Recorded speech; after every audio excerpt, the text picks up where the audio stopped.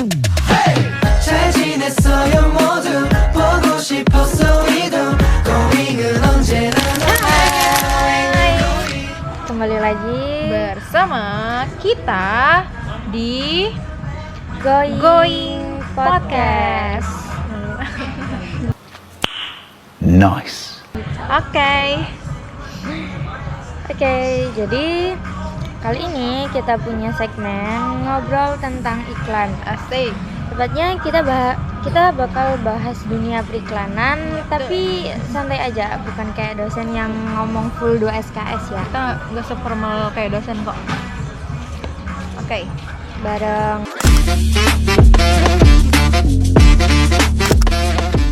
Oke guys, episode kali ini spesial banget karena ini ya buat gini tuh buat tugas sebentar. betul banget. Tapi nggak apa-apa. Sekalian belajar sambil ngobrol biar nggak bosen ngomongin itu aja. Ya, jadi beneran, ini tugas UTS dasar-dasar advertising ya. Kita bakal bahas dari pengertian periklanan, tujuan dan fungsi unsur-unsurnya, prinsip efektivitas, sampai contoh nyata dan refleksi dikit di akhir. Tenang aja, kita bawaannya tetap santai, tapi pakai teori dari bukunya Artiasto Jatisidi ya, biar gak dikira asal ngoceh. Betul. Oke.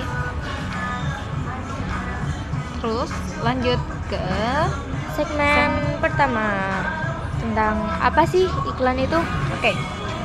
Oke Fir, langsung aja deh ya, biar tidak bertele-tele kita.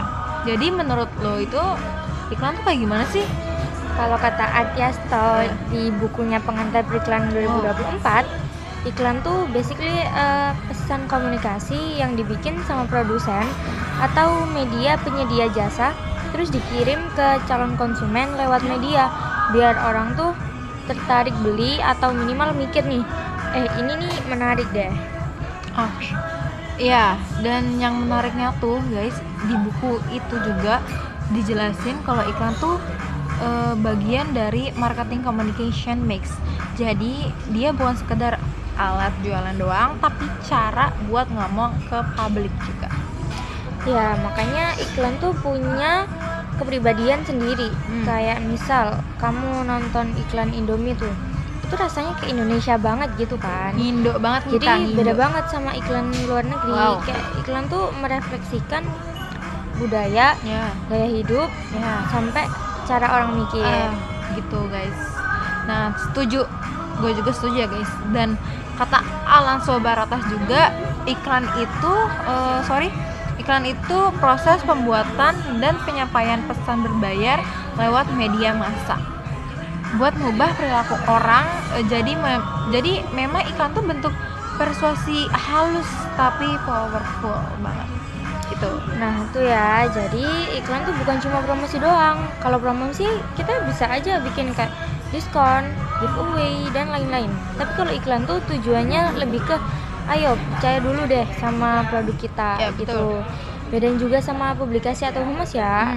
Soalnya kalau humas tuh buat citra jangka panjang, sedangkan iklan itu tuh lebih fokus ke tindakan kayak to make your age gitu. Wede, keren banget bahasanya kita.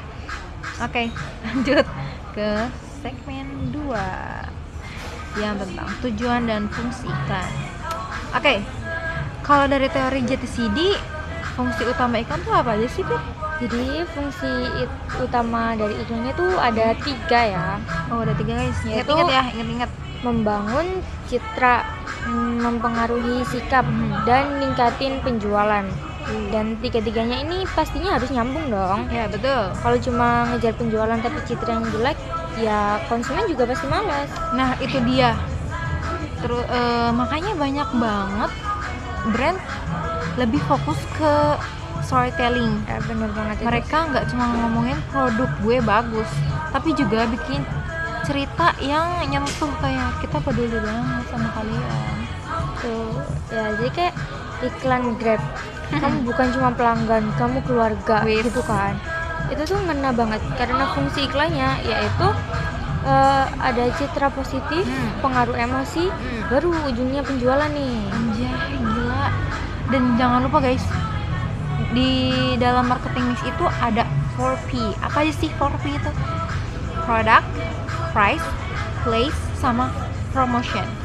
Iklan itu bagian dari promotion ya guys, tapi dia juga ngaruh ke semua aspek.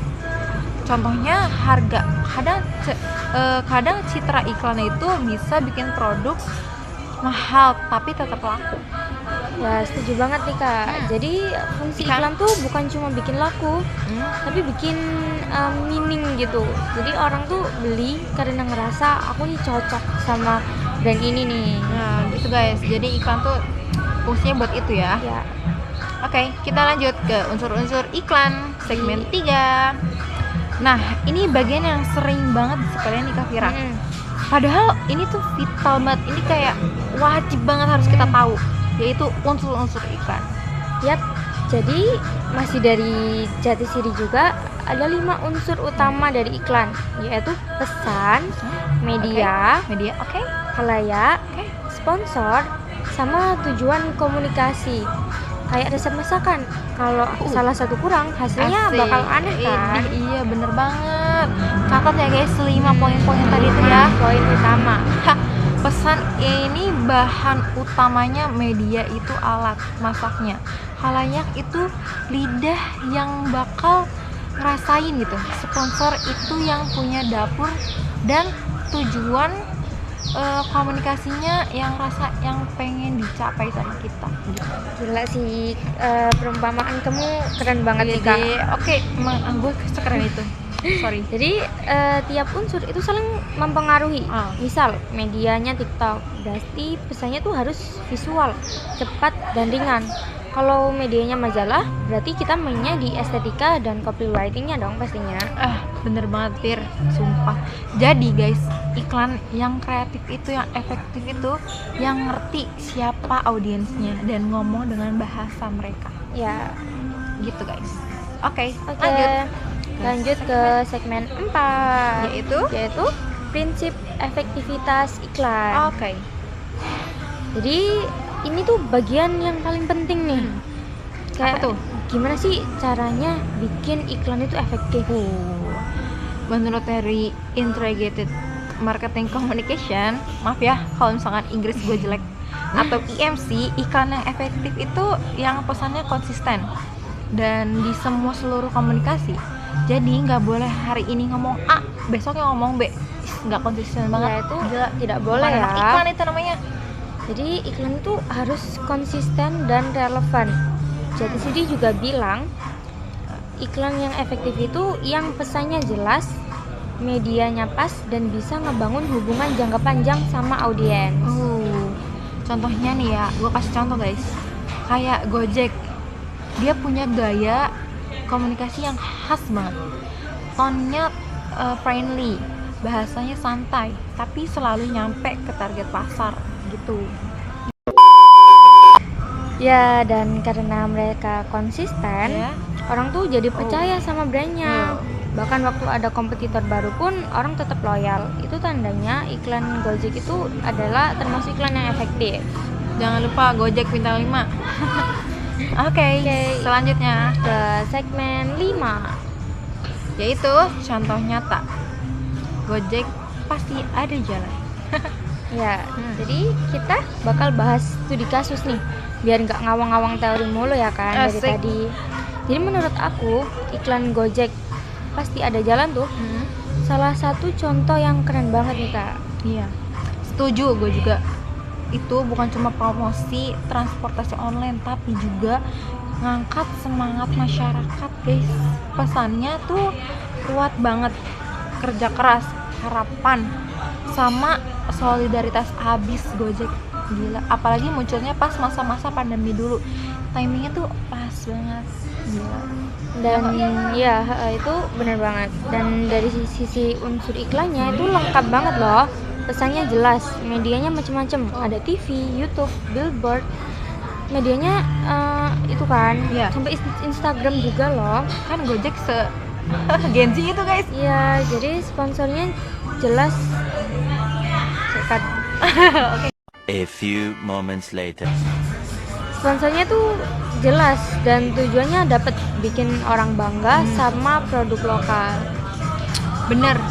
Dan secara visual juga estetik tapi sederhana, real banget. Nunjukin kehidupan sehari-hari driver dan pengguna.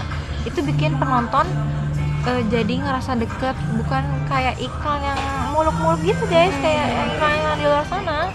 Nah, dari sisi teori nih, ini tuh nyambung banget sama konsep JTCD tentang iklan sebagai bentuk komunikasi bermakna. Artinya, iklan yang berhasil bukan cuma yang viral, tapi yang ninggalin impact emosional dan kognitif buat pendengarnya. Ada. Gila. Aduh, berat juga ya. Ini bahasanya, tapi keren banget sih. Dan menurut gua, kekuatan Gojek ada di storytellingnya guys. Sederhana tapi dalam banget. Itu yang bikin orang jadi ingat dan percaya. Ya, betul banget tuh. Gitu. Oke, lanjut ke segmen terakhir. Oh my god, sudah di penghujung kita.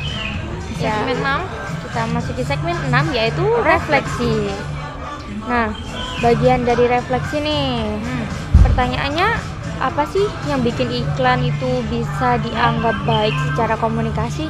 Nah, kalau menurut gue ya, iklan tuh yang baiknya tuh yang ngomongnya jujur, relevan, dan bisa bikin audiens itu ngerasa ini gue banget. Kadang iklan nggak perlu lebay guys, cukup jadi cerminan buat audiensnya aja sih gitu menurut gue ya. Kalau versi aku nih, iklan yang bagus tuh yang bisa nyentuh emosi tapi tetap punya logika. Jadi bukan cuma bikin orang nangis, tapi juga bikin orang itu mikir. Kayak yang JTCD bilang, iklan itu bukan cuma soal menjual produk, tapi mengkomunikasikan makna di baliknya. Ya. Wah, bener banget nih kak. Intinya iklan yang baik itu yang memanusiakan manusia, bisa didengar, dipahami, dan dipercaya juga. Kalau udah kayak gitu, iklan tuh bukan cuma buat promosi aja guys, tapi udah jadi cerita yang nempel di kepala kita. Ya, bener banget kan? itu. Tuh dalam banget ya ini tuh buat ukuran anak UTS kayak kita. Tapi ya benar, jadi dunia periklanan tuh sebenarnya seni komunikasi. Bikin pesan yang nyentuh tapi tetap strategis. Oke deh, kayaknya cukup segini doang ya kak episode kali ini kita. Sebelumnya dosen kita juga pasti bosan banget Iya, dengerin kita banget. ngoceh dari tadi. Ya itu dulu ya obrolan kita hari ini tentang dasar-dasar periklanan. Buat teman-teman lainnya yang lagi UTS, semangat terus. Jangan lupa guys. minum kopi biar idenya tetap ngalir. Apalagi kita ngopi di mana kak, kasih tahu kita di mana. Gimana ya? Gimana? Kita itu di Lambat Coffee guys. Tempatnya di Condong Catur. Ini keren banget sih. Dan ingat, bikin iklan itu kayak bikin cerita, harus punya makna. Oke? Makasih udah dengerin Going Podcast. Ngobrolin iklan. Sampai ketemu di Going Podcast episode selanjutnya ya guys. Bye. See you di video. 다음에 또